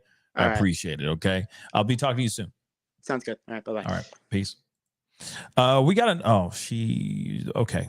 Arkansas, she her thing's all messed up. But if she gets her device connected, then maybe she'll get back in. But the video chat thing is open. By all means, hop on and all that. That'll be great. We got a super chat, Lex Lukes. Thank you so much for the 5. Sorry if I made the mods have a difficult chat. That wasn't my purpose. You good. It's all good. You know what I mean? We're here. It is a collective of a smattering of different opinions and energies. It's all good, but I appreciate the apology nonetheless. Okay. The video chat lines are still open. There was somebody who was trying to come on, but their devices weren't connected. So if you're trying to hop on, the link is at the top of the chat. Love to hear your thoughts on that. I know a bunch of you guys were asking for it, so please, by all means, hit that link so we can rock and roll in our Speak On It segment. In fact, let me make sure I have this into Splat Out, so we have that too. But now we did talk about like the rides and all that, Sleuthy, as far as like maybe she got dropped off by him, so on and so forth. What other things could she know, do you think, outside of getting dropped off by him or something like that?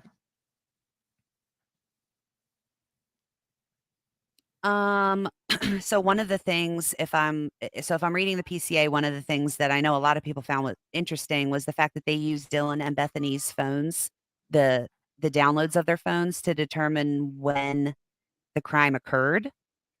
And one of the, here's my thing for this PCA hearing. Again, the point of this hearing is to establish probable cause to keep him in jail and take him to trial. So some of the things that would be really important to establish probable cause would be to establish when it happened, because you're saying that it happened in this very particular time frame where this man was driving around. You can bring them in. No, sorry. We're not taking phone calls. Man, never mind. Sorry. I put up call in. Yeah, and that was the wrong thing. We just had, Nini Panini, we just lost her, but she was here. But I was waiting for you to I wanted to hear your thoughts on this. Sorry about that. Can you repeat what you said one more time? I'm sorry about that. I just was thinking that if what they have to do when they go to this probable cause hearing is establish the small time frame that they're saying that the homicides happened. And they say in the PCA that they used both of the surviving roommates' phones to determine when this crime happened. How they did that, I don't know. But I do know that if, say, Kaylee and Maddie's phones stopped being used at a particular time, which was 2:52, I believe, 2:52 or 2:56, they would have to have something to where the defense wouldn't be able to go in and say, well, how do you know that they were even alive for that entire other hour before this white car? See, I don't know, man. My issue with this is, first of all, I don't even know how we got to the point where we're saying that the killer was driving as opposed to on foot. Like, I don't know what led them to believe that just because someone was driving in the area, because there were others driving in the area as well, that would have had to been the means to somebody to come and do something like this. But they have to establish the time frame, and that could also be a reason why they need her. I don't know what she was doing on her phone that would contribute to that, but I would imagine that would be material to the case. I can come up with a lot of reasons. None of them are great. I mean, all of them are, I mean, people are going to be upset with, and I was seeing people in the chat before. It was like, Bethany doesn't owe us any information whatsoever. Nobody's saying that, but she does owe the court whatever info she's got. She owes the court that information. So she don't have to come out and tell me, but she needs to go and testify. She said that. Sleuthy Goosey said that. What she said. Okay. She said what she said, though. Absolutely. I get it. Everybody's going to sit there and try to to protect her, because we're all emotionally attached to this. We're all emotionally attached to the victims, to the survivors, all that.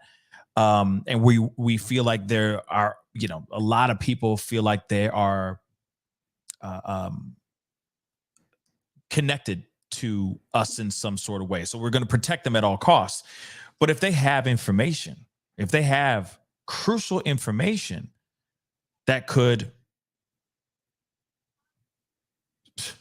throw this man in the slammer for good, they got to speak up. If they don't, not sitting here saying that the prosecution doesn't have enough. I feel like the prosecution has a good amount of stuff. Is it all damning? I don't know. The other thing is too, though, there is still a lot of Swiss cheese holes of reasonable doubt that are in the prosecution's narrative, at least from what I've been seeing. As far as the evidence that they have pitted against Bryan Kohberger, at the end of the day, they still don't have proof of him being inside that house at that particular time.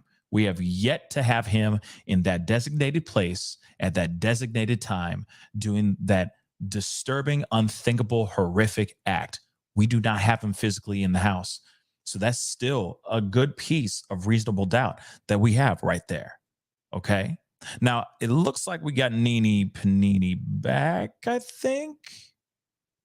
Come on, Nene. Come on. It's there, but it's not there. You see what I'm saying? It's weird. I'm going to try it. Hello, Nene.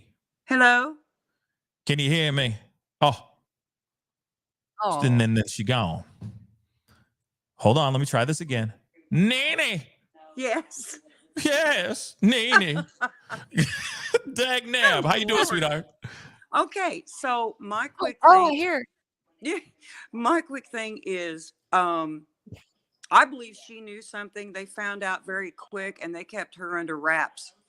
They sent her home. She's been watched. She's just been kept until needed.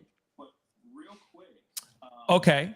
So, okay. Why would they hold that information, though? Of all the stuff that they have, why would they hold her information like that? I just don't get it. Not even a sliver. Like, just really quick. Not even a tiny, like not even a little morsel of a breadcrumb. They said nothing in that probable cause affidavit. The sources are saying all kinds of different things that we're hearing out here in the rumor mill. Why would they hold that information? They said, oh, we got the knife sheath. Look at us, eureka. You know what I mean? Like, we good. If she had some damning information, why hasn't even a little bit of that squeezed out? Nene. Because there's some information that they absolutely cannot put out there because they want to know from the person, they want to hear it verbatim. And if they hear it, if they even hear a sentence, they're going to say, okay, this could make or break. I see. Sleuthy. Like I said, it's possible that whatever she had, they didn't feel necessary to have that probable cause affidavit, because in terms of what it takes to show probable cause is much lower. So if they didn't have to include her, that would probably be why. But as for your sources, why have the sources not come forward? I've been asking the same thing. There's so many questions I have that if you have an inside source somewhere that's willing to talk, I feel like we should be getting the answers to those kinds of things. Like, was there ever a DNA match to Bryan Kohberger specifically on the knife sheath? Can we not get a source to answer that? Well, I think they should put Banfield on the stand and ask her where all these sources are coming from. Yeah. Did you know that in Idaho they can force you to reveal your source? Yeah, they can make you do it. Wait. In Idaho, they can make you reveal your source? Yes. Yes, they can do that in Indiana. Interesting. They need There's to not get many Banfield states where they can, but that is one. Yeah. Well, they need to get Banfield out there then. Real talk. Okay, shoot, they need to get the. But also, I will say this, Duty Ron, what's up, man? Salute to you, man. What's up, Duty? Thank you so much for the comment. Probable cause affidavit does not require everything to be released. You're absolutely right. But what I'm only asking, I would love to have you on the show sometime, my brother. So holla at your boy. Okay, that would be a great conversation. But the only question I have, Duty, okay, is they put. You got to be real. There's so much information in that probable cause affidavit, so much, and there's nothing about BF, nothing. There's a mention of her name, but there's nothing else. I find that a bit strange, wouldn't you? I mean, and ladies, Nene, Sleuthy, don't you find that a bit odd? They have all this other stuff. They're talking about the wind blowing southwest and all this other stuff. They got all this information. But then they don't give anything about Bethany Funke. I find that a bit odd. Like nothing, zero, goose egg on her. But I'm going to throw it to Sleuthy. Thoughts? I think it's hard. I think it's difficult to wrap your head around the fact that we would now be finding out that she's a material witness of all things and that she would be needed in this probable cause hearing when she's not in there. And I think the reason is because this entire time, based off of sources and silence, we thought that she knew absolutely nothing. I've been telling myself this entire time that she must have literally been like unconscious from whatever party she was at, that she just slept through the whole thing. So I feel like the struggle is not that she's just someone living in the house that's going to be a witness. The struggle is that she's necessary in a probable cause hearing as a material witness. Nene?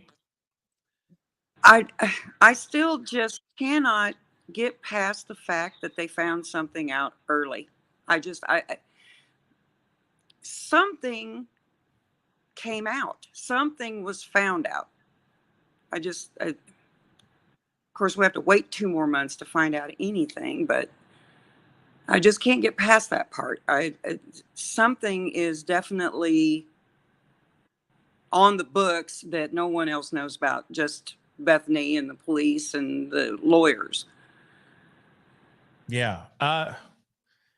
So I don't know. I got questions, but of course, at the end of the day, we're not going to know everything until we see things in court when the trial actually starts and all that too. They, you know, what you guys are all saying could be very right. I mean, there could be information, even in the chat. Some of you guys are saying, hey, there's information, obviously, that they're withholding because they don't want to give everything out to the public. They need it for the trial and all that. And we need to sit back and, of course, respect that as well and find out what happens when this trial gets started. But Nene, thank you so much for calling in. I appreciate it, sweetheart. All right. See ya. See ya. We got one more. We got Matthew Gilbo. Am I saying that right, Matthew? You are, sir. Where are you calling in from, I'm calling from Windsor, Ontario, Canada. Oh, from Canada. Oh, yeah. How you doing, my brother? So thank you so much for calling in. What's on your mind? Speak on it. You just read my comment a little while ago. I did. Hi, Sleuthy. Question for either one of you. They were saying at the beginning that apparently Bethany didn't know anything about what had transpired in the house at the time of the incident. And then they were saying that she never came out from the basement. There's no footage, no proof, no evidence. And then she's saying that she's telling the sources, unreliable sources, that she knew nothing about what had happened. How can these reliable sources, or so-called reliable sources, say that this is what she's telling them? How much of this is true? I'll let you do that one, Sleuthy. My opinion is I'm not believing anything that the anonymous sources are saying, because if it was relevant information that was allowed to be talked about, they would be out there with their names. I feel like the only time you should be an anonymous source is if your life is in danger, not just because you're breaking a gag order or because you are spreading a rumor. So I unless it has a name to it and I can check and see the credibility of that person, I'm not paying any attention to it. I'm not surprised if it's not true. I agree, because these sources weren't at the scene of the crime when everything took place. So there's no proof. Exactly. Yeah. Math. Oh, yes. That is very, very true. In a way, at the end of the day, still, it is, we got to sit back, wait, and see what happens in this trial. Unless there is documents that are actually leaked or that are put out to the public that actually show us a new narrative or confirm the narrative that's out here. A lot of what we're hearing is hearsay. A lot of what we're hearing is from questionably reliable sources right now. So yeah, I'm with Sleuthy on that, you know. Exactly, because Bethany was the only one that apparently never came up from the basement. And I could be the source. She's telling me, but I don't know how much of that information is true, because I wasn't there. You see exactly. What I mean? Oh, absolutely. Absolutely. But you know how many stories we've heard about what happened outside of that house right when they found out everything. We heard so many varying stories. And then just a few weeks ago, if not like a month or so ago, we find out that people were called, other friends were called. They went into the house, some of them found the carnage themselves and all that. I mean, it's like I said, there's been so many different variations of all that has happened during the carnage and after the carnage, that in a way it's like we got to sit back and see what actually what they say, what the court documents, what all these legal documents are actually saying, because they're the ones that really know what's going down. You know, Matthew? Exactly. I appreciate you for your show and everything that you and Sleuthy do, and enjoy the rest of your Sunday. Thank you, Matthew. You too, man. All the way from Canada. Appreciate you, man. Take care. You too. Peace. Bye. Yeah, I feel like paying attention to these, like talking about these court filings and stuff, I feel like it's inevitably, I mean, if we can keep finding them, if there are people who are still digging for them, that we can transition the discussion maybe into more of stuff like this, where we're actually talking about things based off of actual like documentation. It won't be as easy to just come out with, something crazy every night, I should say. Yeah. Yeah. At the end of the day, it's all about the paperwork. It's all about finding out what we know, or like what the courts know, what they've been finding in the investigation and all that. And that's the thing. It's really focusing on that instead of going into the crazy rumor mill BS. Because we can off-road that all day long and we can ride that till the wheels fall off, but it gets very dangerous and it gets very messy and it doesn't help the actual case in itself. It doesn't. It makes things worse. It makes things ridiculous and ludicrous. And again, it gets so murky. We forget we're even why we're even in that trial and obsessed over the trial in the first place. It's almost damning the names of those 4 that lost their lives on that horrific night, Yeah. Yeah. So real quick, I got a Nika. Thank you so much for the 2. What indicates or proves who subpoenaed her? You know what, Sleuthy, that is a good question. And I'd love to throw that to you. So I asked that, and there really was no concrete way to tell. So sometimes what would happen would be, let's say, if the defense had subpoenaed her, then the plaintiff in that filing would be Bryan Kohberger. She would be the interested party, and that maybe the state of Idaho would also be another interested party. But the way that this filing is actually done is that the state is the plaintiff, the defendant is Kohberger, and Bethany is listed as a interested party. So Andrea Burkhart, she was like, there's really no way to tell. So I was like, you know what? I'm going to call first thing Monday morning and just say to them, can you just at the very least, and I'm going to try to request that just the motion to quash. I think that the motion for the subpoena isn't something that anybody should have their hands on, just simply, and I don't expect them to release it just because it would have detailed information about things in her testimony that would be required to come and say. So I don't think that should go anywhere. I hope that doesn't end up as an anonymous breaking news, I hope. But the motion to quash will basically just provide the legal reasons why she shouldn't have to go. So I'm going to try to get that. And if I can't get that, from the very least, I'm just going to make them explain to me like how their filings are set up. So if the plaintiff is the state, does that mean the state's the one that put in the subpoena? And at least get us a concrete answer that way. Yeah. And if you find out that information, I'd love to have you back on so we can hear it from what you find out. That'd be great too. I know a lot of us are wondering, where's this coming from and all that. And also I'm going to say this too. What about Dylan, y'all? I'm going to say it. What about Dylan? She the one who's there. She's the one who said bushy eyebrows, all black, bushy eyebrows, face mask. I'm sorry. I don't mean to be funny. I'm just being real. If she's not getting subpoenaed, that's weird, in my personal opinion.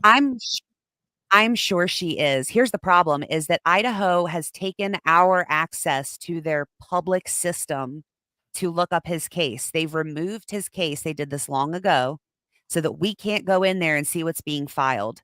So they removed it from Odyssey, and now all they're showing us is what they want us to see. So they're giving us this case summary, and they're putting these, records on this site for the Supreme Court, but not everything's there. And the reason we know for sure that not everything is there is that we found out that there was this secret hearing about various things. One of the things being this conflict of interest that everybody went on and on and on about for forever, just to find out that they had already met the month before, and they gave us the documentation from the notes from that little mini hearing that they had, their meeting. So, but we didn't even know it existed because we couldn't see because they're blocking our access. So there could be 300 subpoenas in there right now if it's in Idaho, and we won't see it. The fact that I was able to see this one is because it's an entirely different state, and they're not in the habit right now of sealing everything and blocking it from public view before it's found. Well, okay. So there might be one for Dylan. There should be. I mean, there better be. That's what I'm going to say. There better be, because that doesn't make any sense. And if there isn't one, then I feel like that's when we should be asking some serious questions. That's when I feel like all our ears are going to prick up and go, wait, what? Like, why? That's weird. But we'll find out more information here as time goes on. Sleuthy, I want to say a big thank you. Oh, real quick, I got a super chat really, really quick. Laura Estrada, thank you so much for the 5. I heard the good news from Spin Cycle about being a papa. Congrats. Thank you. Thank you so much. I really do appreciate it. Congratulations. Thank you. I'm very excited. But thank you. I'm very excited. We are very excited. But Sleuthy, I want to say a big thank you for being here. It really does mean a lot. Love to have you back on again. Of course, first time was great. Second time, twice as nice. So thank you so much for being here. I really do appreciate it. Of course, real quick before you go, I want to give your Twitter page a huge shout out. Please go over to at Sleuthy Goosey. Okay, go and follow her on the twits. Okay, get all Twitter-pated over on the Twitter. Okay, go follow her. This is what her page looks like, so be sure to go over there. Obviously, she comes in with the fire, with the heat, and some really great information. So again, Sleuthy, thank you so much for being on. I really do appreciate it. Thank you. I'll talk to you soon. Absolutely. Talk to you. Bye. All right, guys, that is the show. Okay, I appreciate all y'all for hopping on and being a part of the conversation. Great show, great conversation. Many questions that hopefully we get answered soon. Okay, we got some questions that need to be answered, but I think we've had so many questions. We got so many questions, guys. We got so many questions that we need answered. Real talk. We got so many. So hopefully we get some answers in the very, very near future. Okay. And I appreciate all the love. And you guys saying great collab like Bella Ciao, thank you. Okay. I appreciate it. Yeah, no, it's always great when you got people who know their ish, when they know what the hell that they're talking about. They know what they're doing. They're experts and or passionate people that are into certain genres and all that. I just really appreciate it and love being a part of that and having good conversations with people that can talk about certain things like this. So I appreciate everybody for all y'all for being here. Real talk, it does really mean a lot. Okay, I am not gonna lie. It feels good to have you guys on a Sunday of all things, tuning in and being a part of the conversation. So please do me a favor, guys. All right. Please do me a favor. Sorry, what? Yeah. Yes.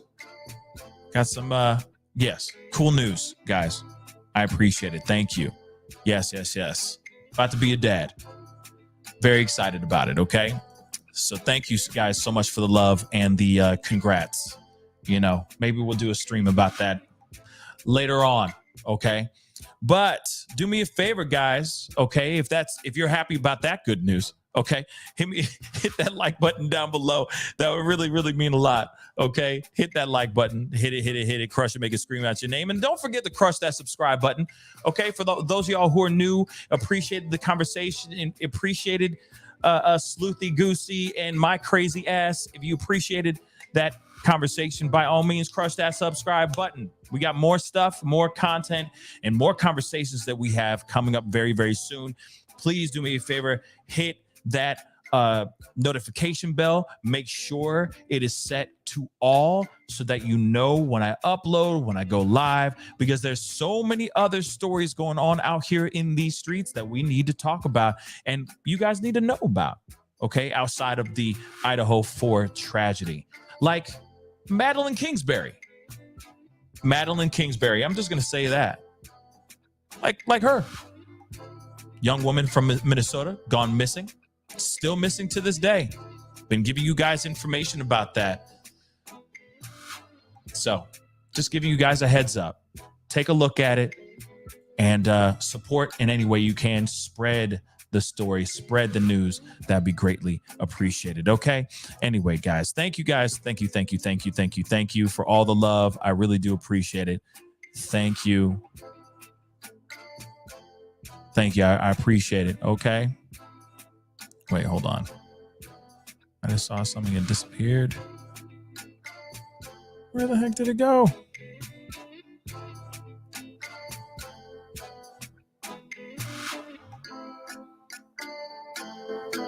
Okay. So anyway, guys, I appreciate all y'all. Ooh. S-Dubs, thank you so much. Congrats. Great show. Thank you so much for the 5. And thank you for being a mod for this show. I really do appreciate it. Thank you so much, because I know that my mods can't be on the show all the time. So I appreciate you guys for being here. And thank you so much for modding at the last minute, S-Dubs. It really does mean a lot. Okay. But anyway, guys, it is time to get going. Be sure to hit that like button down below. Don't forget to hit that subscribe button, okay? And I'll be seeing you guys very, very soon, okay? All right. Enjoy the rest of your Sunday. Be good to yourselves. Be good to one another. And I'll see you guys very, very soon. This is the Pascal Show. Bye.